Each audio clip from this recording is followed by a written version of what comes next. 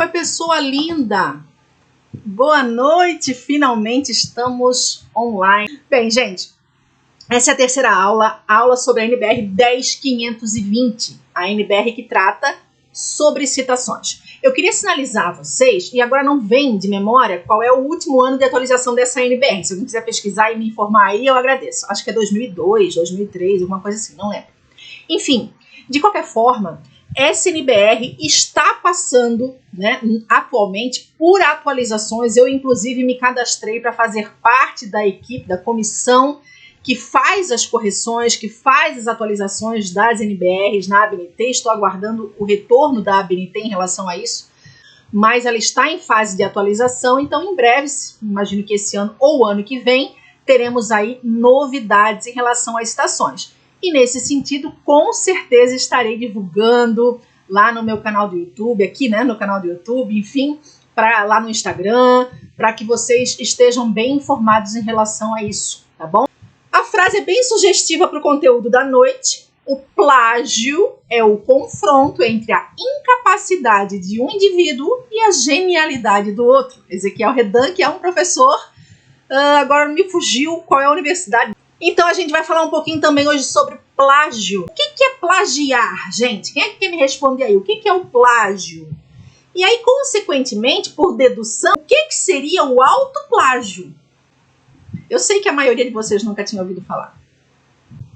A Raquel disse que descobriu sobre o autoplágio quando ela citou algo de um livro no outro livro, né? Citar não tem problema, tá? E usar até a mesma ideia, a mesma analogia, isso não configura plágio. O problema é copiar e colar. O problema é pegar a mesma estrutura, a mesma redação, né? E usar no outro material como se fosse a primeira vez que eu estivesse escrevendo. Essa é a questão, né?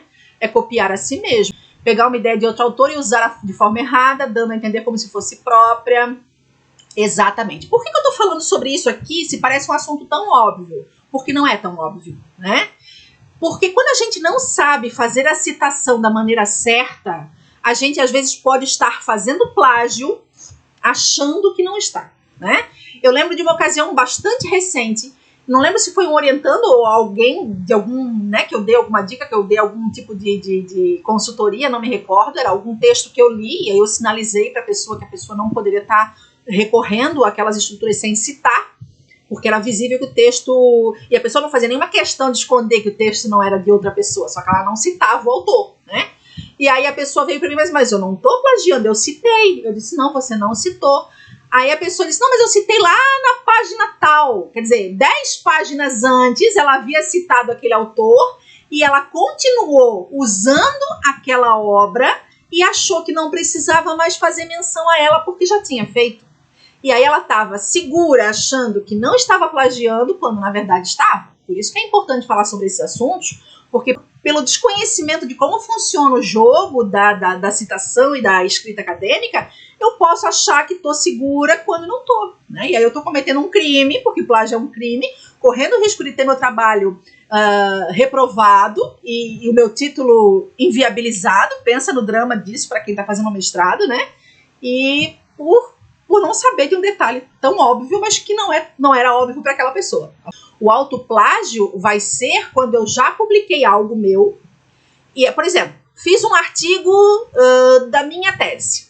Fiz um artigo, publiquei, beleza. Passou-se algum tempo, eu amadureci algumas coisas e quero publicar um outro artigo sobre a minha tese. Com outro olhar, com alguns detalhes diferenciados e tal, mas porque...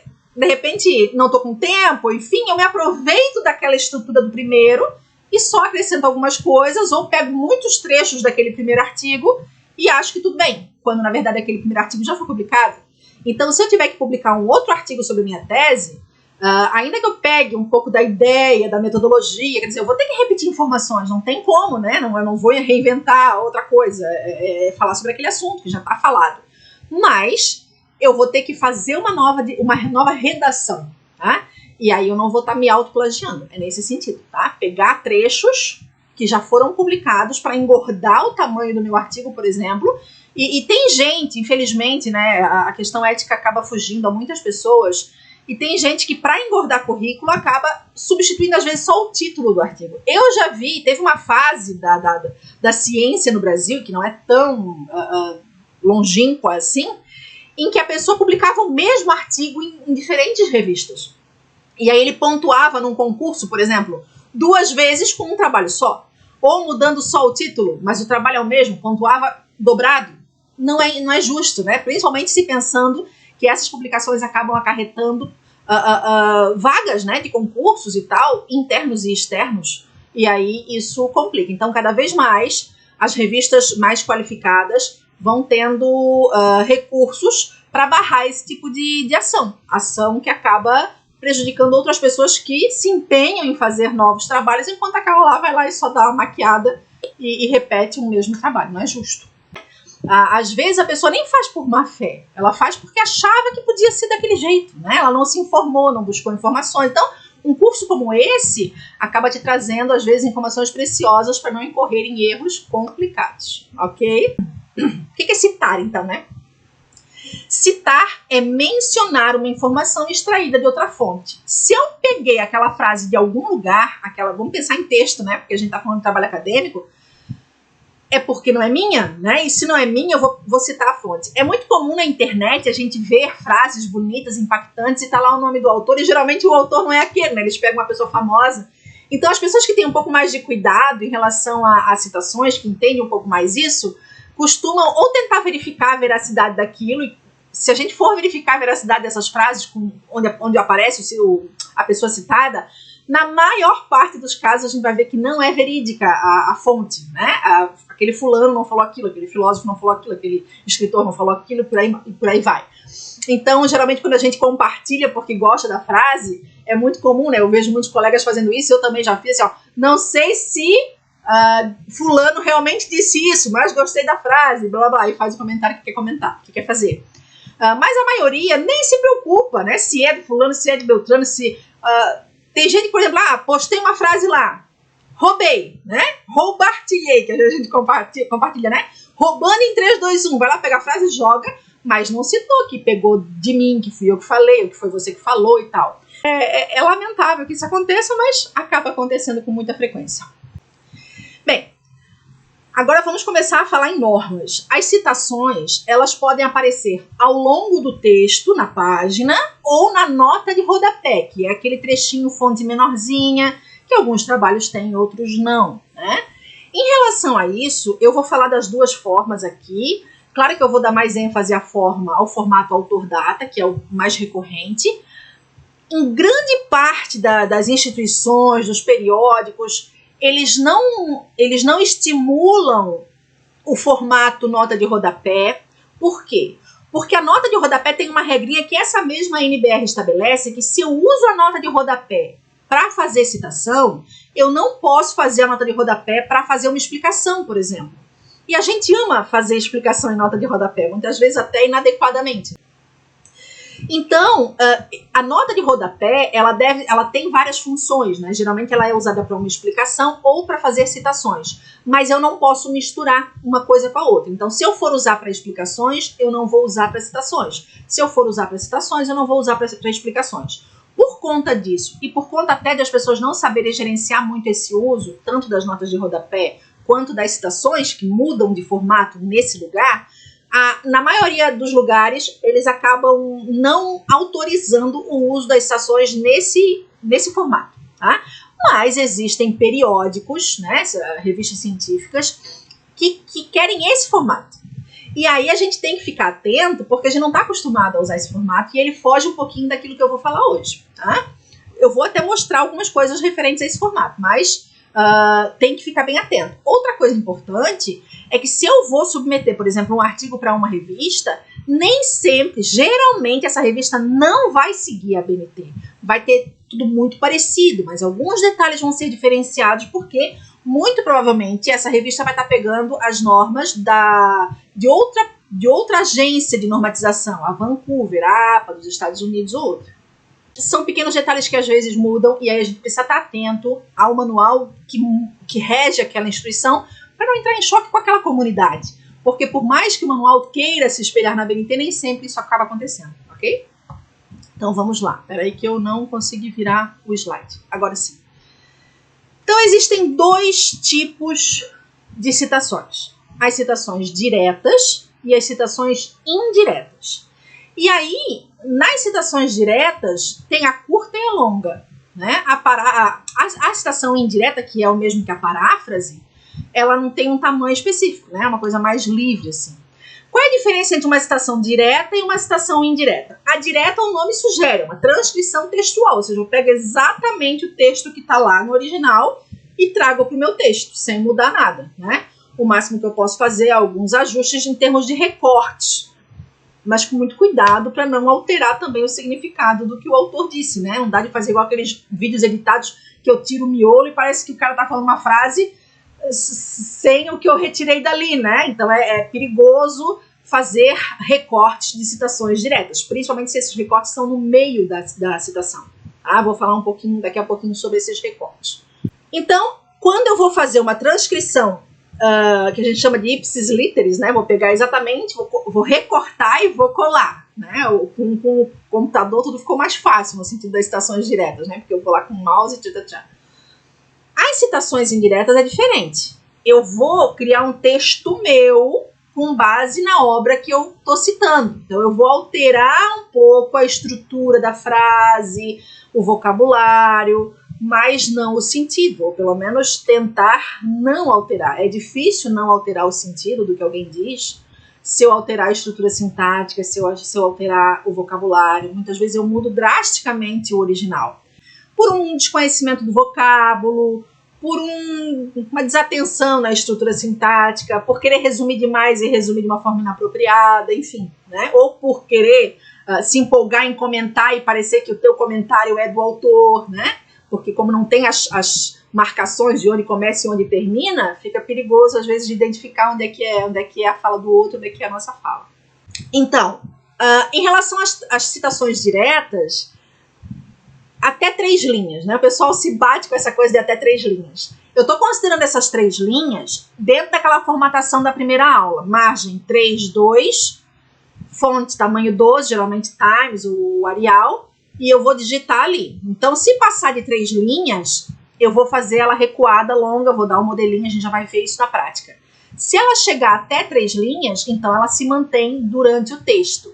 Mas professora, se ela começar no meio da linha, aí eu vou contar até o meio da outra linha, né? Até o meio da 4ª linha, porque ela começou no meio da primeira. Do mesmo jeito, são 3 linhas, né?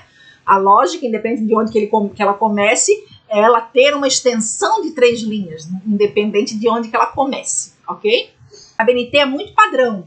Você tem que seguir o mesmo padrão, E aí, na hora das citações, a pessoa acha que só pode fazer um tipo de citação. Então, se ela faz citação curta, ela vai fazer todas as citações curtas. Se ela começa a citação segundo Roberto 2016, ela vai fazer a vida inteira. Segundo Roberto 2016, segundo Roberto. Fica muito chato.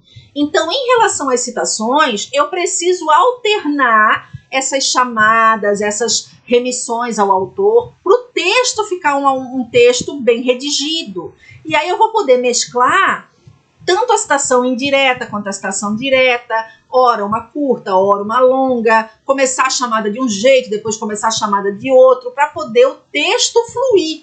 Tá? Então esse padrão não precisa ser seguido de sempre ser o mesmo tipo de citação. Eu vou mesclar. Óbvio que se eu estou tratando de uma citação que diz respeito a um conceito, eu não vou usar a indireta, porque em termos de conceito é importante eu dizer exatamente o que o cara falou. Agora, se eu estou pegando uma ideia, se eu estou juntando 2 autores, o bichinho mordeu aqui, tá doendo, gente, tá coçando. Eu moro no sítio, né? Então tem bichinho. Então, se eu estou juntando ideias, e aí talvez seja o caso da paráfrase, né? Pelos exemplos, eu acho que vai ficar mais fácil para vocês visualizarem o que eu estou falando. Então, vamos a eles. Vamos pegar aqui um exemplo. Nossa, esses exemplos aqui eu peguei de material que eu já tinha. Então, assim, as obras não estão muito atualizadas, né? Eu peguei obras antigas mesmo. Eu botei em vermelho, não sei se está facilitando a visualização para vocês, mas para vocês perceberem o que é relacionado aos aspectos de formatação que a gente precisa observar, tá? Em termos de citação. Anísio Teixeira, 1978, página 17, em seu esboço da teoria da educação de John Dewey, afirma que, aí abre aspas, tem um recorte ali, porque o começo não interessava para mim, mas a frase não começa ali, por isso que eu preciso sinalizar. Aí vem o que me interessa, né, que é o que ele fala no esboço dele da teoria da educação, que é do outro. A experiência alarga os conhecimentos, enriquece nosso espírito e dá dia a dia significação mais profunda à vida. A citação, uma coisa importante de eu falar e que nada na ABNT te sinaliza isso é um extra, né, que eu vou trabalhar bastante na mentoria com o pessoal, é que sempre que eu trago uma citação para o meu texto, eu preciso entender que aquilo não é meu, né? Então, por que eu trouxe aquela fala para o meu texto? Para abrilhantar o que eu estou falando, para trazer uma autoridade a mais, para confirmar aquilo que eu estou falando. Então, na verdade, o meu texto ele precisa existir mesmo se eu retirar as citações. Olha um exercício aí de questão de direito autoral, né? Já pensou um texto cheio de citações? O texto é mais dos outros do que meu, né? Então, qual é o exercício para a gente pensar se não está ferindo a lei dos direitos autorais dos outros, né? É eu pensar que mesmo se eu retirar todas as citações do meu texto, o meu texto vai continuar fazendo sentido. Por quê? Porque a citação está trazendo uma complementação, ela está trazendo as palavras de autoridade, as palavras que, só porque tem o nome do sujeito lá, o leitor fica mais atento, não é só o que eu estou dizendo, eu mera desconhecida, que está começando aí a vida da pesquisa, mas é o sujeito que já tem vários livros escritos e tudo mais. Então, a citação, ela não pode ser o coração do teu trabalho. Ela não pode ser o principal do teu texto, que se eu tirar o texto fica uma coxa desmantelada. Então, isso é um ponto importante. E aí, eu vou fazer os recortes para encaixar essa citação dentro do meu discurso, né? Esse aqui, por exemplo, é um bom exemplo disso. Eu precisei pegar uma frase que não era completa no original para encaixar no início da frase que era minha. Então, eu vou chamar o autor. Observem que ali o nome do autor está fora dos parênteses. E quando o nome do autor está fora dos parênteses, ele só vai ser escrito normalmente. Primeira letra maiúscula e o nome segue. Eu não preciso colocar o nome todo. Eu coloquei ali Anísio Teixeira, mas eu poderia colocar só Teixeira. Eu posso usar só o sobrenome. O que eu não poderia fazer é colocar só o Anísio. Por quê? Porque Anísio não é o nome que vai iniciar a minha referência.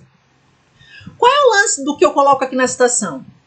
Essa palavra Teixeira, que é o último sobrenome da pessoa, é a palavra que vai dar início àquela mesma obra, essa mesma obra que eu estou citando, lá na lista de referências. Amanhã a gente vai falar sobre essa lista. Então, uma obra, uma coisa linka com a outra. Por isso que aqui eu não vou dizer Anísio Teixeira em seu livro tal, da editora tal. Não, eu não tenho que dizer qual é o livro, eu não tenho que mencionar qual é o artigo, eu não tenho que mencionar qual é o capítulo, o título, o subtítulo, nada disso aqui. Eu tenho só que colocar o sobrenome, o ano e a página, só. E pelo sobrenome, pelo ano, eu vou conseguir chegar na obra que está lá na lista de referências e lá naquele lugar é que eu vou ter as outras informações que eu preciso ter. Se você copia uma frase e não coloca as aspas, porque tá vendo que aqui no exemplo tem aspas para começar, para o leitor saber quando que começa a ser a fala do Anísio Teixeira e quando que termina, isso precisa estar bem claro. O leitor, quando bate o olho no teu trabalho, ele vai ter que saber, numa citação direta, quando que começa a fala do outro e quando que termina a fala do outro. E a remissão ao nome, a página e o ano tem que estar bem coladinho ali, bem pertinho, né? Aqui só não está mais juntinho porque tem uma parte da frase, né? Faz parte da sintaxe ali, não teria como fazer diferente nesse caso. Então, se eu não colocasse aspas aqui, eu estaria errando, sim. Aí pode ser considerado plágio. Porque eu não estou sinalizando, meu leitor não sabe quando que é... Ou a pessoa ia pensar, isso aí é uma paráfrase, é uma citação indireta. E aí vai lá conferir no original, tá igual? Então sim, seria um plágio, né? Então só o fato de não colocar as aspas já erra, né? Já desconfigura a citação. Deixa eu ver o que mais que foi reprovada numa matéria da pós-graduação por causa do plágio. Olha que coisa séria, eu coloquei a história da cidade, citei lá nas referências, mas... pois é. Você só se preocupou em colocar na lista lá atrás. Eu trabalho muito com livros não acadêmicos. E a maior parte das pessoas que não tem esse conhecimento de ABNT comete esse erro, Kessia. Eles acham que só colocar o link do site, porque nem é a referência, Muitas pessoas só colocam lá o endereço do site que pesquisaram e acham que tudo bem. Não, não é assim. Porque lá no texto eu preciso saber qual é o pedacinho que não é teu, que tu pegou de alguém. Né? Eu preciso ver onde é que a redação é tua e onde é que não é. Isso precisa estar bem claro, tá bom? Então, nesse caso, a Tabata está perguntando se depois do nome do John Dewey não teria que ter uma data. Tudo que eu coloco o autor e a data, eu estou informando para o leitor que eu estou citando. E aí eu preciso ter essa obra lá na lista de referências. No caso aqui, Tabata, eu não estou citando Dewey. Observa que o que eu trouxe para o meu texto é o que o Teixeira afirma.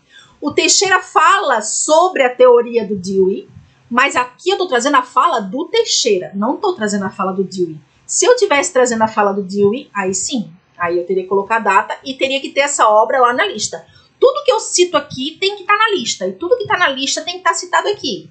Só que quando eu falo em citação, eu estou falando do nome do autor e da data. Tem que ter as duas informações, senão não é. Então aqui nesse exemplo, o que eu estou citando? O Teixeira, não é o Dewey. O Dewey é só a ilustração do discurso para a pessoa saber da onde ou do que o Teixeira está falando, tá bom?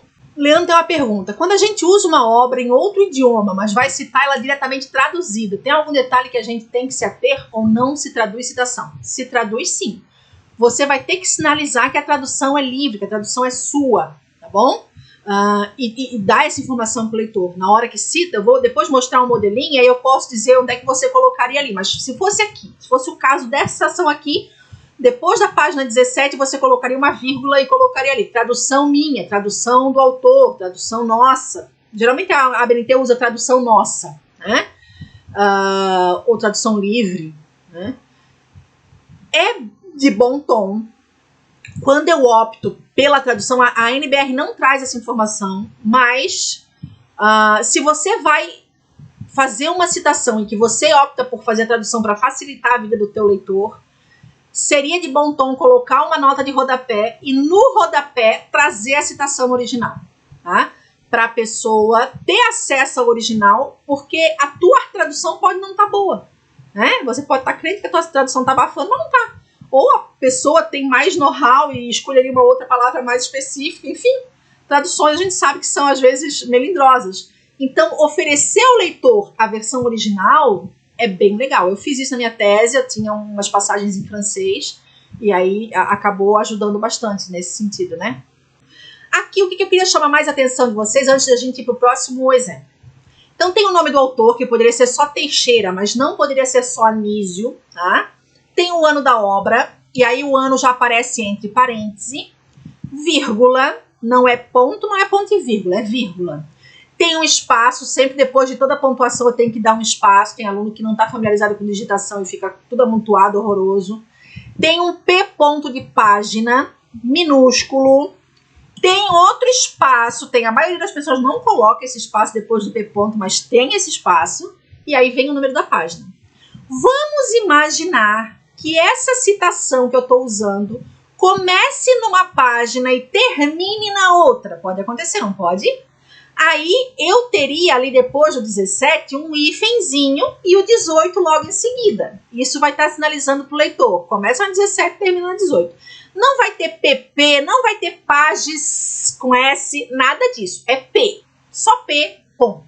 Independente se houver mais de uma página envolvida, tá bom? Outra coisa importante, cuidado com os verbos, né? Aqui é um autor só. Teixeira afirma que... Mas e se fossem dois? Teixeira e Lisboa afirmam que. Tem que concordar, tem que ficar bonitinho, redondinho isso aí. Tá? Que mais? Uma outra coisa importante que muita gente erra. Esses colchetes com reticência no começo da citação que está cortada. Esses colchetes sinalizam que tem algo retirado dali. Sempre que eu usar colchetes nas normas da ABNT, é para retirar ou para inserir algo. Nesse caso, eu estou retirando. As reticências sinalizam que tinha alguma coisa ali. Se eu quisesse acrescentar uma palavra, o que às vezes é necessário para que aquilo faça sentido, não acontece às vezes a pessoa falar, sei lá, tá falando de educação. Aí vem educação isso, blá, blá. Aí depois começa uma frase sobre educação, mas não usa a palavra educação. Então eu preciso inserir a palavra a educação ali na frase para a frase fazer sentido. Nesse caso, eu vou colocar esse a educação entre colchetes. Eu estou mesmo dentro das aspas. Eu posso inserir qualquer coisa ali para fazer sentido, obviamente. Eu estou dizendo para o leitor que o que está entre colchetes fui eu que coloquei, não estava no original, mas que está ali para uma correção necessária na frase, na sintaxe, na concordância, para uma complementação que dê sentido à própria estrutura da frase, que eu cortei ou que eu não cortei, enfim.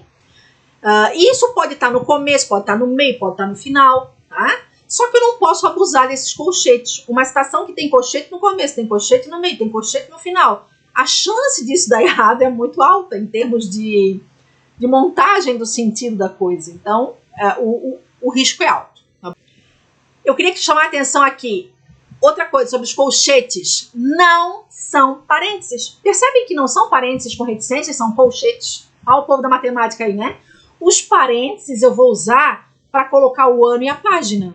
Os colchetes é para inserir ou para suprimir algo. São funções diferentes, são sinais diferentes. Eu não posso usar parênteses ali com reticências, tá? É só colchetes. Os parênteses são usados para colocar o ano e a página. Os colchetes são usados para suprimir ou acrescentar algo em uma citação. São funções distintas, ok? Eu queria falar sobre as aspas e a pontuação. Vocês estão percebendo, nesse caso, aí é mais uma questão de português do que de ABNT, mas se a gente for pegar a norminha lá, eles fazem isso bonitinho. Estão vendo que ali nesse exemplo o ponto está depois das aspas e não antes, mas que tem alguns casos em que o ponto está antes das aspas e não depois, tá? Por que isso acontece? Observem que essa citação, ela é parte de uma frase. A frase começa antes da citação. Então, o ponto se refere não apenas à citação em si, mas a tudo aquilo ali, a frase inteira. Por isso que o ponto vai depois das aspas, vai fora. O escopo do ponto é maior do que o escopo das aspas, que é da citação. Tá? Agora, se a minha citação fosse o início da frase, não tivesse nada no início, como os exemplos que eu vou dar daqui a pouco, o ponto diz respeito ao que está dentro das aspas. Por isso que o ponto, nesse caso, viria dentro, ok? Vamos ver outros exemplos para ver se isso acontece. Não, esse aqui continua o ponto fora, porque essa citação também é introduzida por texto autoral, né? Então, vamos ver outro formatinho ali, ó. Dessa forma, o processo de crescimento, segundo Teixeira, se opera por uma constante reorganização e reconstrução da experiência. Então, peguei um trecho dele ali, encaixei na minha frase, coloquei a autoria ali, o nome tá bonitinho lá fora, o ano e a página ali, tudo certinho. Outra coisa que não pode acontecer, tem gente que coloca ali, segundo Teixeira, 1938, fecha parênteses, faz a citação e lá atrás coloca sozinho, P21. Não existe isso. Não existe isso de eu colocar o ano num lugar e a página no outro. Ano e páginas, eles têm que estar aparecendo juntos, tá bom? Ok, vamos seguir adiante. Olha, outro exemplo aqui, ó. Eu estou trazendo estruturas diferenciadas de citação para vocês verem as várias formas de colocar. Eu vou voltar aqui no primeiro exemplo, em que eu usava Teixeira afirma que, é uma estrutura. Esse segundo exemplo é, segundo Teixeira, vírgula, né? Já é outra estrutura sintática, não vai cansando, eu não fico repetindo. Eu posso usar outra. De acordo com Teixeira ou com Yunes, né? Então vamos ver aqui, ó. A relação biblioteca, livro, leitura é obviamente inevitável. O livro, de acordo com Yunes, ano 2002, página 35, está, abre aspas, irremediavelmente atrelado à escola, blá, blá, blá, blá, fecha, mas não acabou a minha frase, o que faz com que a biblioteca seja vista como um espaço de extensão escolar. Vamos imaginar que a citação já diga tudo, eu não quero colocar uma frase minha, eu quero colocar só a citação, ela está tão linda, pá! Comecei por ela, terminei por ela. Abre aspas, vai direto para a citação, não preciso colocar de acordo com fulano, segundo fulano, não quero usar essa estrutura. Né? Eu posso usar? Posso, mas não quero. Aí o ponto, tá vendo como o ponto está dentro das aspas? E nesse caso, o nome do autor tem que vir dentro dos parênteses. Ele não teve uma chamada na frase. Eu não coloquei segundo Levi, de acordo com Levi. Levi afirma que, né? O autor, enfim, não fiz nada disso. Então, eu vou colocar entre parênteses o sobrenome, vírgula, o ano, vírgula, a página, ponto, espaço e o número. Nesse caso, quando o nome do autor está dentro dos parênteses, todas as letras são maiúsculas, tá bom? Tem que ser. Ok? Vamos ver outros exemplos, daí se surgirem dúvidas, vocês me falam. Olha aqui, ó. Outro caso que é parecido com os outros, né?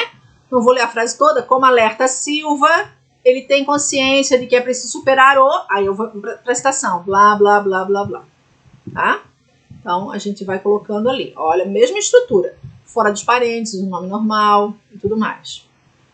De acordo com Braga e Pinho, ó, aqui aparecem dois autores e é aquilo que o Leandro falou. Parece, eu posso pensar que é um sobrenome só, né, de uma pessoa só. Não tem aquele Souza e Souza, Souza e Silva, que é uma única pessoa com esse sobrenome duplo. Então, quando está nesse formato aqui, de fato a gente não tem como saber. A gente, quando é que vai saber disso? Olhando lá na referência. Porque lá na referência vai estar o nome e o prenome, né, separado por ponto e vírgula, e eu vou saber que são duas pessoas. Eu preciso olhar isso na capa do livro, ou enfim, no título do título, até para ver a questão da concordância do verbo, né? Porque se fosse uma pessoa só, por exemplo, se eu usasse aquela estrutura que o autor afirma, se Braga e Pinho fosse uma pessoa só, eu colocaria Braga e Pinho afirma que. Agora, se são dois, eu preciso colocar Braga e Pinho afirmam que. Com AM, não é com a OTIL, pelo amor de Deus, né? Vocês estão observando nesse exemplo que tem um ponto dentro das aspas, que é o ponto referente à frase, à citação. E depois dos parênteses tem outro ponto. É assim mesmo e tem que ser assim. Sempre que eu uso essa referência depois, eu preciso colocar o ponto. Eu tenho um amigo e ele sempre dizia, tudo a ABNT organiza por parte. E cada parte tem um ponto, tem uma pontuação. Então, o texto é uma parte, ponto. A chamada autor-data é outra parte, ponto. Então tem que ter os pontos nos dois lugares, tá bom? Eu sempre vejo mais de um autor com E, aquele E comercial. Então, esse E comercial não é a ABNT. Não vou saber te dizer agora se é Vancouver, se é APA, é outra agência internacional que adota esse padrão. E é muito comum a gente ver realmente. Talvez até as pessoas usem com essa questão que o Leandro levanta, né? Que daí fica bem claro que não se trata de uma pessoa só. Mas não vejo necessidade disso. Mas é um padrão internacional que é adotado em muitos lugares, só que isso não é ABNT. Então a gente, se for usar ABNT, não pode usar esse E comercial em lugar nenhum, no momento algum, tá bom? Então vamos voltar lá para os nossos outros exemplos. Era esse, né? Acho que era. Olha só. Olha agora, dentro dos parênteses, o que muda? Quando eu vou fazer a mesma citação dos mesmos autores, Braga e Pinho, desse formato, nesse formato que é dentro dos parênteses, no lugar do E, eu vou colocar um ponto e vírgula. Tá? E aí os nomes vão todos em maiúsculo. Eu não posso colocar Braga, maiúsculo, E, seja maiúsculo ou minúsculo, Pinho, maiúsculo. Não. No lugar do E eu coloco um ponto e vírgula. Gente, eu rarissimamente vejo alguém cumprindo essa norma. Tá? É muito, muito, muito, muito raro eu ver essa norma cumprida. Outra coisa interessante que eu não percebi que aconteceu aqui, mas que também está errada, é esse P ficar numa linha e o 6 ficar na outra. Existe um recurso no Word que resolve isso. Se eu mantiver a tecla Ctrl e o Shift, né? Não aquele da fixa, aquela do maiúscula, simultaneamente apertadas e der um espaço, o P vai dar um espaço em relação ao 6, mas ele não vai deslocar para a próxima linha. São truques que a gente vai aprendendo, tá? Não deve ficar separadinho. Dando como usar aspas em citação de... Boa pergunta, Zilma! Quase que eu deixo isso passar, porque eu acho que eu não preparei um exemplo para isso. Obrigada, salvou minha aula. Vamos imaginar que dentro dessa citação... Vou pegar até uma citação maior. Pena que isso aqui não é um quadro, né? É um exemplo em imagem, não dá de eu alterar assim na hora para vocês visualizarem. Mas vamos imaginar aqui... Dá na mesma, né, gente? Qualquer citação que eu pegar aqui dá na mesma. Vamos imaginar aqui, ó. Eu tenho uma citação em que as últimas 3 linhas são do Braga e do Pinho, certo? Vamos imaginar que ele tenha usado a palavra ciberespaço entre aspas. Por exemplo, lá no original está com aspas. Mas eu estou usando as aspas para fazer a minha citação e agora? Eu preciso manter as aspas do original. Só que nesse caso, as aspas do original viram aspa simples, que é aquela que parece só um apóstrofozinho, uma vírgulazinha em cima, como diz o meu filho. Então vai ter uma aspa simples aqui no início desse hiperespaço e a outra aspa simples para fechar aqui. Aí eu vou estar sinalizando para o leitor, ó, o original tem aspas, mas como eu usei aspas na citação, as aspas originais estão simplificadas, não são duplas, né? É só uma vírgulazinha, ok? Muito bem. Espero ter esclarecido, vamos avançando. Agora vamos imaginar, se essa citação passou de 3 linhas, ela tem um recuo, né? Esse recuo é de 4 centímetros, eu vou ter que medir lá na reguinha do meu editor de texto. 4 centímetros em relação à margem. Lembrem-se que a margem já tem 3 centímetros. Então, são 7 no total, ok? A fonte também é menor do que a fonte do texto, nesse caso. E aí, esse menor, a ABNT não define qual é. Lembra que eu falei disso na primeira aula? Mas, geralmente, a gente adota o 10, porque o 11, se o 12 é o tamanho do texto, e isso ela define, é 12. O 11 não dá de perceber a diferença. E o 9 fica muito pequeno. Então, o 10 acaba sendo o padrão usado por praticamente todo mundo. Então, eu vou ter que fazer a fonte menor. O espaço entre as linhas também vai ser menor, vai ser o simples. Lá no texto é o 1,5 e aqui vai ser o simples. Observem que tem toda uma formatação para destacar essa citação. Não tem como a pessoa não perceber que isso é uma citação, né? A curta a gente pode até se perder ali, não enxergar as aspas direito, mas essa não tem como se perder. Por isso que nessa citação não tem aspas. Observam que ali não tem aspas. Seria redundante. Não tem razão de ser eu colocar aspas ali para dizer onde começa e onde termina, porque o recuo, o tamanho da fonte, o espaço das linhas, tudo já sinaliza isso. Então é errado eu colocar aspas na citação longa, tá bom? Outra coisa importante que muita gente erra é que lá no começo tem uma chamada. Pode não ter, mas eu quis colocar. Rubem Alves, ai, sou fã. Rubem Alves, dentre inúmeras metáforas sobre o papel do professor, usa uma muito pertinente. Observe. Aí vem a metáfora. Lá no final tem Alves, 2004, página, ó, que começou numa página e terminou na outra. 51 e 52. Ponto. Tinha o ponto antes da citação e tem o ponto do parêntese. Eu citei lá no começo Rubem Alves e aqui, depois da citação, eu coloquei de novo só o sobrenome daí porque está dentro do parêntese. A citação longa, eu sempre vou ter que colocar essa informação dentro do parênteses. Sempre. Ela não pode existir sem essa remissão final, né? No final dela, tudo dentro do parênteses. O sobrenome, o ano e a página. E aí algum comentário. Se tiver algum comentário para colocar, eu coloco depois das páginas. A gente já vai falar sobre isso. Eu posso fazer uma remissão lá e aí lá eu não vou colocar a página, porque eu vou colocar a página aqui, mas eu preciso colocar o ano. Sempre que eu cito o autor que eu estou citando, eu tenho que colocar o ano.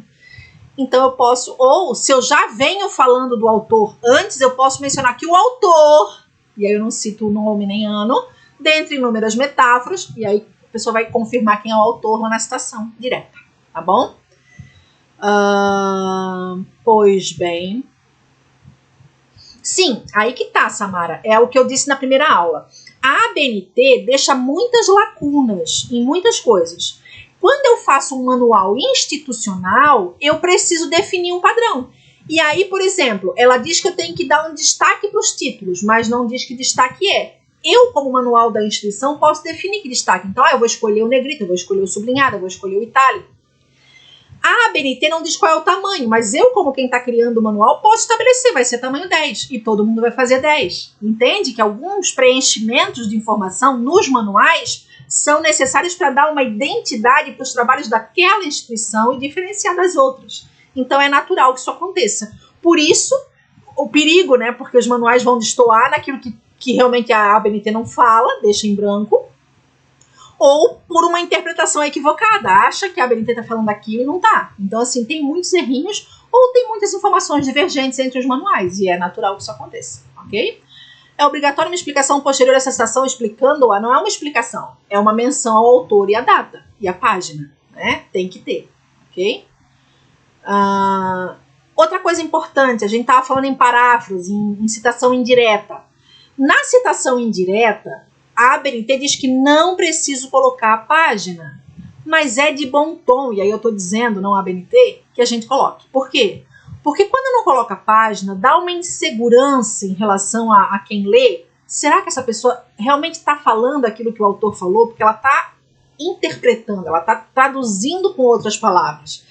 E se a gente é um pesquisador assim que quer dar uma conferida no original, como é que eu vou conferir se a página não tá mencionada, né? Então passa assim uma espécie de pouca credibilidade. Quando eu coloco a página, mesmo que eu tenha feito uma paráfrase, eu estou dizendo para o meu leitor, ó, eu fiz uma interpretação, eu escrevi com as minhas palavras, mas se você não confia em mim, vai lá e confere. E quando eu faço isso, eu trago mais, assim, sabe, confiança para o meu leitor em relação ao meu trabalho. Eu levo a sério o meu trabalho quando eu faço isso. Olha uma coisa que interessante aqui. Vamos imaginar que aqui não está entre aspas porque é uma citação longa. O recuo não aparece para eu ganhar espaço, para o texto ficar mais fácil de ler para vocês, mas vamos imaginar que ele já está recuado, já está em fonte menor, tá bom? Então essa é uma citação. Aqui eu quis trazer para vocês um exemplo do uso do colchete para acrescentar alguma coisa. Nesse caso, no original estava assim: é uma das possibilidades da escola construir zonas de desenvolvimento proximal. Mas né, a pessoa, ao citar, pode corrigir. É uma das possibilidades de a escola construir. Tá? É um exemplo aqui muito pobrinho, né, no sentido de acréscimo, mas tem casos em que eu preciso acrescentar uma palavra inteira, como eu falei, da educação e tal. Tem quantidades mínimas de citações em um texto? Não, Helena, depende do teu texto, né? O que é o teu texto? É um artigo? Dificilmente você vai fazer um artigo científico com uma lista de referências com 3, 5 obras citadas. Vai ficar uma lista ridícula, né?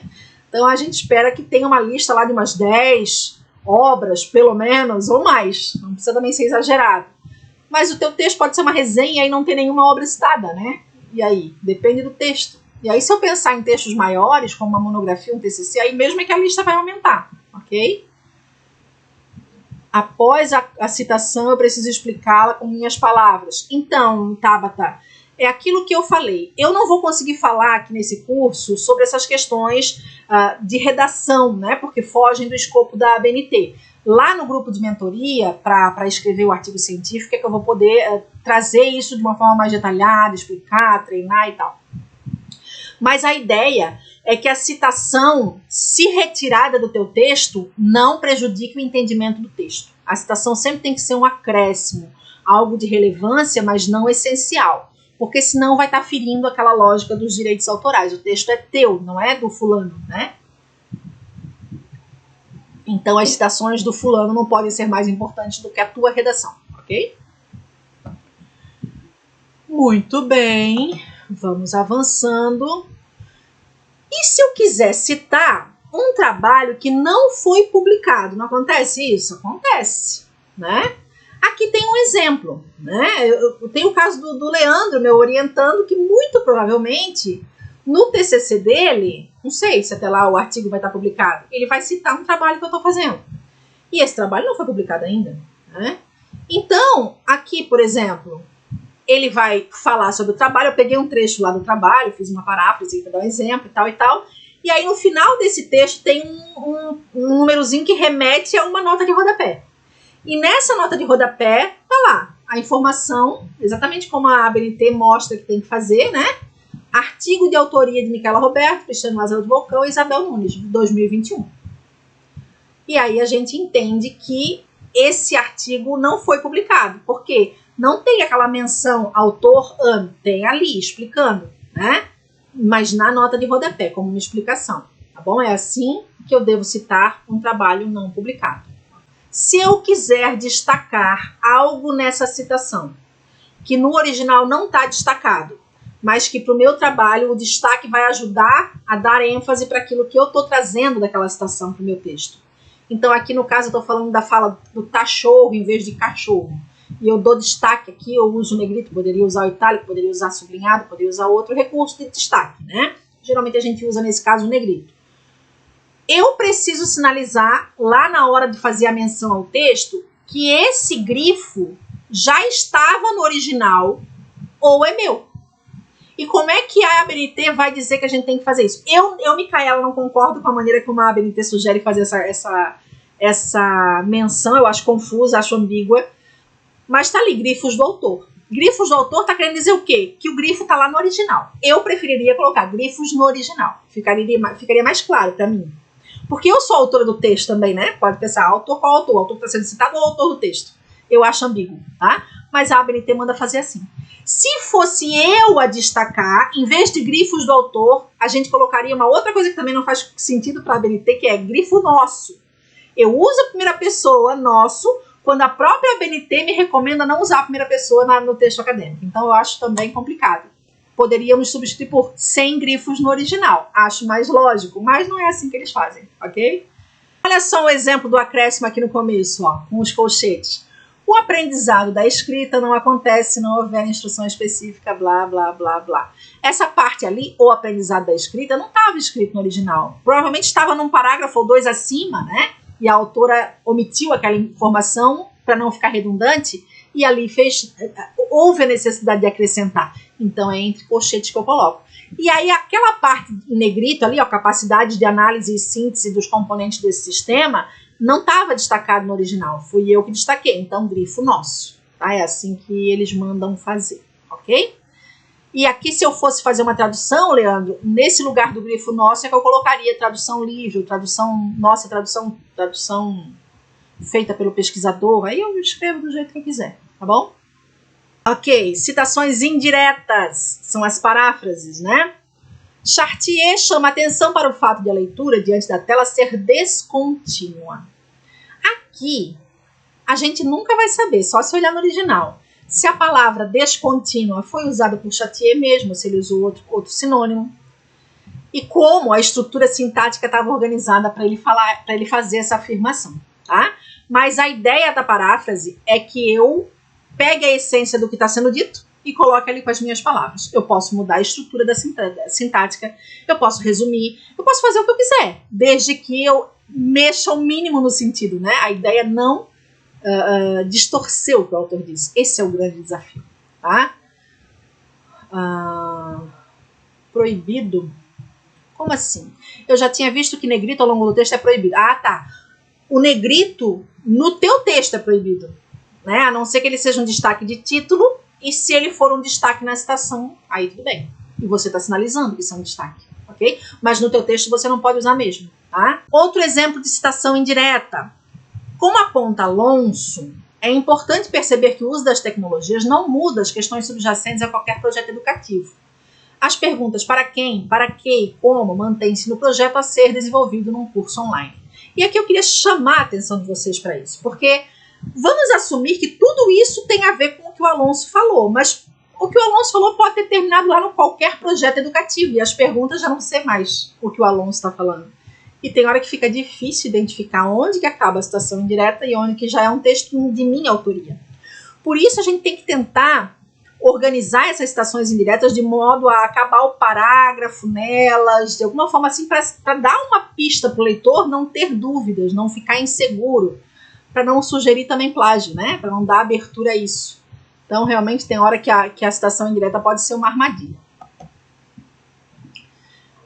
Um outro exemplo aqui, de novo, o P ficou separado dos números, não deveria, tá bom?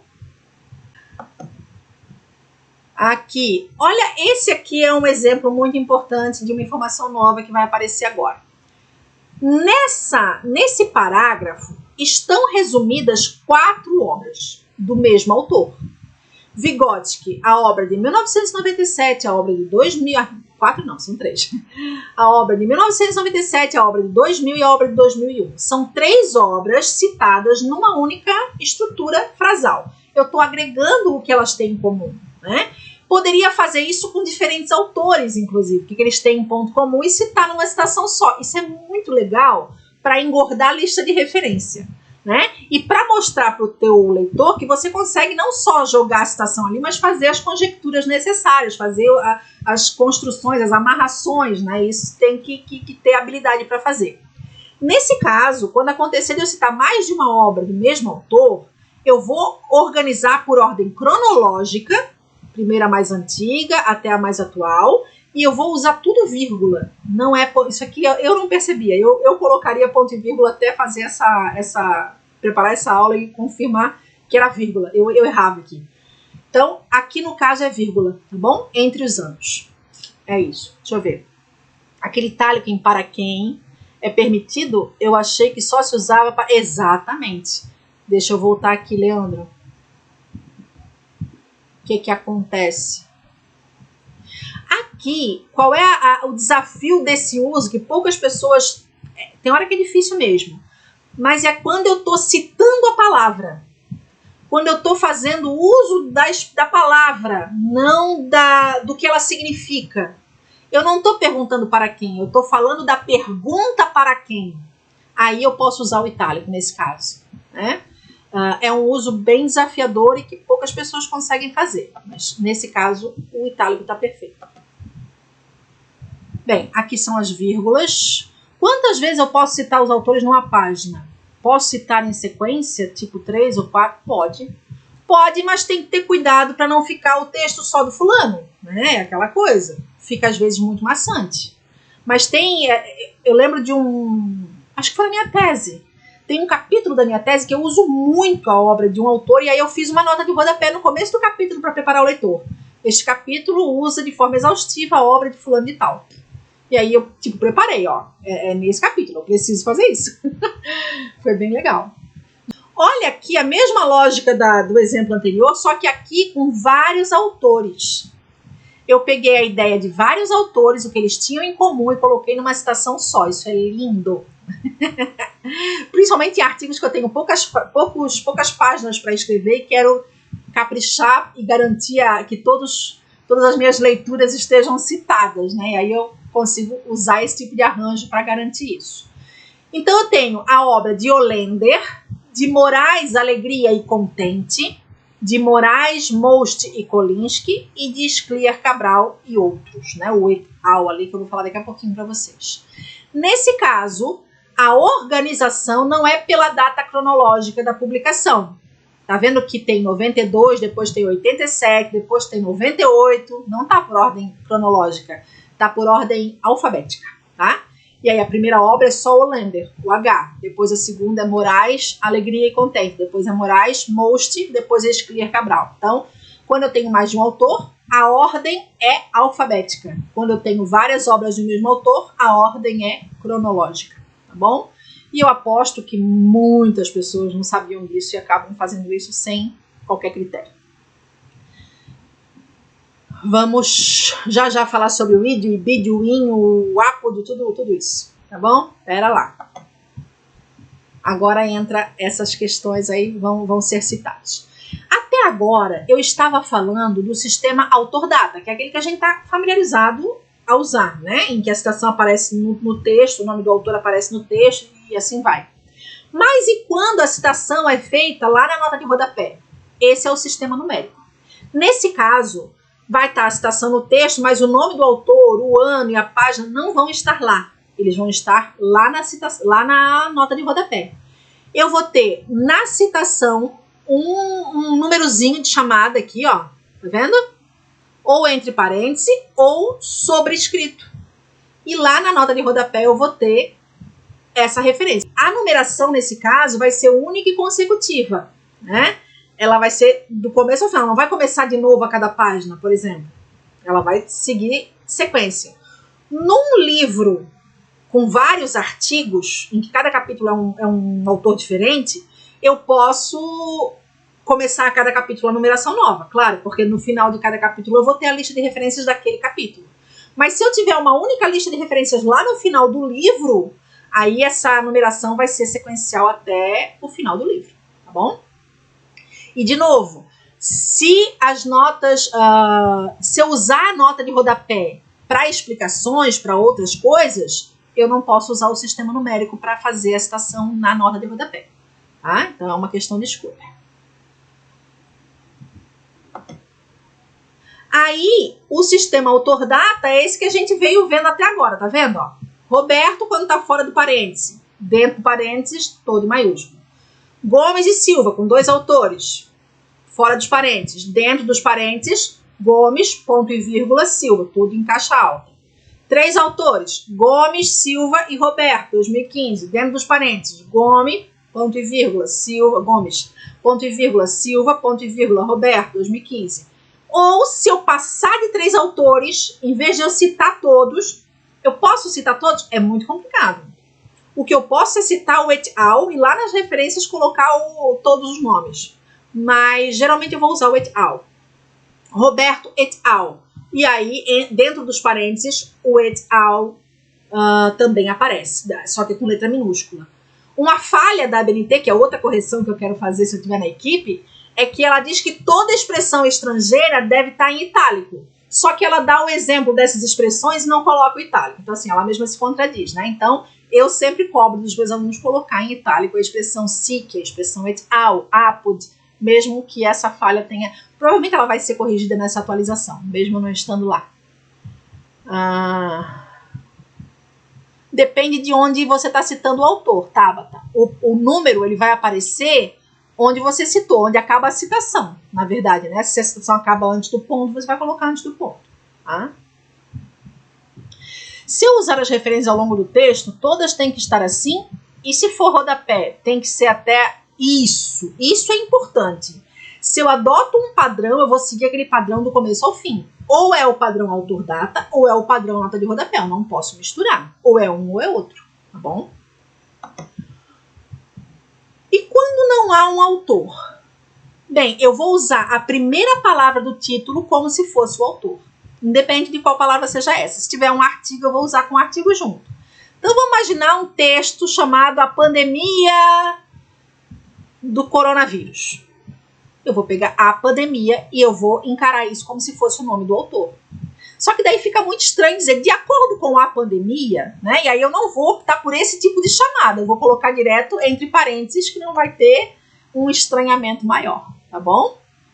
Geralmente ele vai aparecer no final da citação e não aquela segundo anteprojeto. Ia ficar estranho, não ia?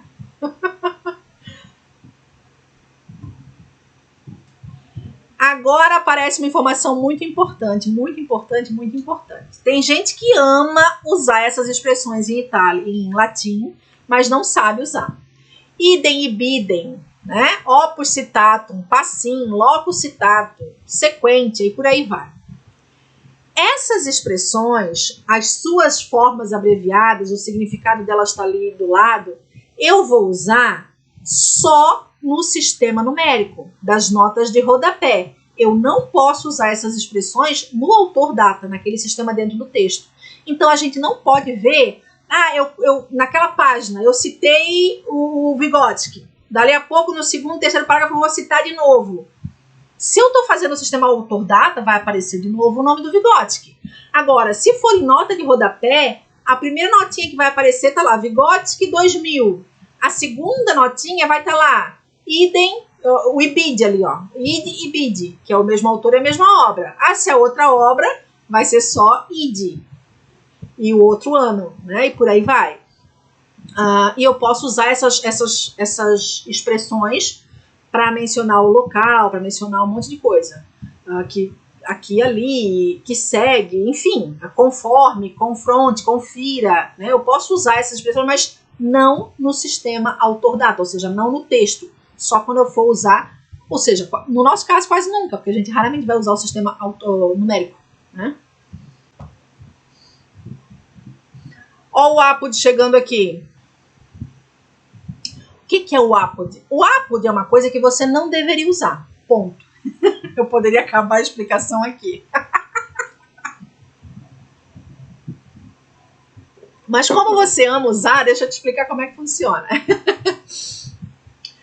Aqui eu tenho o caso do exemplo do Kilpatrick, 1960, Apud Hernandes, 98. Uma pergunta que eu gosto de fazer para os meus alunos do PPTC, né? O livro de quem que eu tô lendo? Do Hernandes ou do Kilpatrick? Quem quer responder? Isso eu tenho que saber. Se eu não sei nem isso, para que eu vou querer usar o Apud? Pensa. Vai dar nó. Eu tô com o livro do Hernandes na mão. Muito bem. É esse o livro mais atual, né? Eu uso o apud quando eu não tenho acesso à obra mais antiga. E esse livro do Hernandes que eu tenho na mão, o Hernandes citou o Kilpatrick. Eu não consegui ter acesso ao Kilpatrick, eu vou usar o apud. Mas eu quero citar não o Hernandes. Eu estou com o livro do Hernandes na mão, mas eu quero citar o Kilpatrick, que foi quem o Hernandes citou. Aí eu uso o apud. Então, o apud significa citado por. Kilpatrick, citado por Hernandes. É isso. Só que eu, usando o apud, passo a impressão de que eu tive preguiça de procurar o original. De que eu não quis gastar para comprar o original. De que eu não quis consumir meu tempo, dedicação para encontrar o original. Então eu só vou usar o apud se eu realmente não tiver condições de ter acesso à obra. E o que é não ter condições? É não ter dinheiro? Não. É não saber achar? Não. É realmente essa obra está esgotada, realmente ela não está disponível em lugar nenhum, realmente pegou fogo em Roma e o rolo que estava lá queimou e eu não tive acesso ao original. Aí eu vou usar o apud, tá bom? Observa que mesmo com o apud eu vou fazer menção ao ano das duas obras, tá? Da obra antiga também, anterior. Para ter uma noção aí. Eu muitas vezes já usei o apud sem colocar o ano da primeira obra. É um erro, tem que ter. Sim, mas o não temos acesso ao livro desejado, Samara, por quê? Às vezes é por não querer comprar. Às vezes é porque não para e não se dedica a encontrar.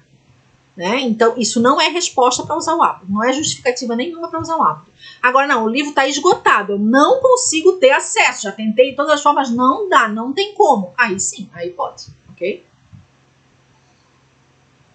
Ok. SIC. O SIC é uma expressão, olha ali ele presente ali no vermelhinho do ladinho dentro dos colchetes. Esse SIC vai aparecer dentro do colchete numa citação quando eu quiser chamar atenção para alguma expressão que ou porque ela está errada, gramaticalmente falando, ortograficamente falando, ou porque o conceito que está ali eu não concordo, enfim. Eu estou dizendo para o leitor assim, ó, é desse jeito mesmo que está lá no original, não fui eu que errei. Aqui, nesse caso, esse é um verbete de um dicionário famosíssimo, do Bois et al., é um dos mais conceituados dicionários de linguística, e está escrito assim, a estrutura fonemática da sílaba é determinada por um conjunto de regras, por um conjunto. Se o leitor lê isso e vê que é do Dubois, pensa, cara, a Micaela digitou errado uma. Não, o SIC está dizendo para o meu leitor que não fui eu que digitei errado, não, estava assim no original. Tá? Eu chamaria de um preciosismo, um cuidado exagerado para me eximir do erro, mas quantos outros erros eu não vou cometer ao longo do texto, né? É quase que uma arrogância da minha parte querer chamar a atenção para o leitor daquele errinho bobo ali. Eu, hoje em dia, penso assim. Antigamente, que eu era um pobre ser, né, de alma pequena, eu amava encontrar um furo para botar um SIC, né? Hoje em dia eu penso, cara, ninguém vai se incomodar com aquilo ali, mesmo que se incomodar, ele também erra. E eu também vou errar, e tudo bem por isso, e deixa o SIC pra lá. Porque o SIC rouba tanta atenção que aquilo que é o conteúdo que eu estou querendo veicular com a citação acaba passando batida. A pessoa só fica focada no erro. Então a gente tem que escolher com muito critério quando usar o SIC, tá bom? O IN, Tabata, o IN não vai aparecer na citação. O IN é uma expressão que vai aparecer lá nas referências. Amanhã a gente vai ver, tá bom? É quando eu estou citando um capítulo de um livro, por exemplo. Ou um artigo que está numa revista. E aí aquele capítulo, aquele artigo está dentro da revista, está dentro do livro. Então esse IN tem a mesma ideia do inglês, né? Está dentro, ok? Tem algum momento da citação que se usa apud com o número da página? Pode. Posso usar, mas não vejo muito sentido. Não é comum, tá bom? Porque o importante é onde eu tive acesso. É o livro da outra pessoa. Gente, muito, muito, muito obrigada. E até amanhã a aula de referências vai ser uma benção, tá bom? Até lá. Valeu, gente.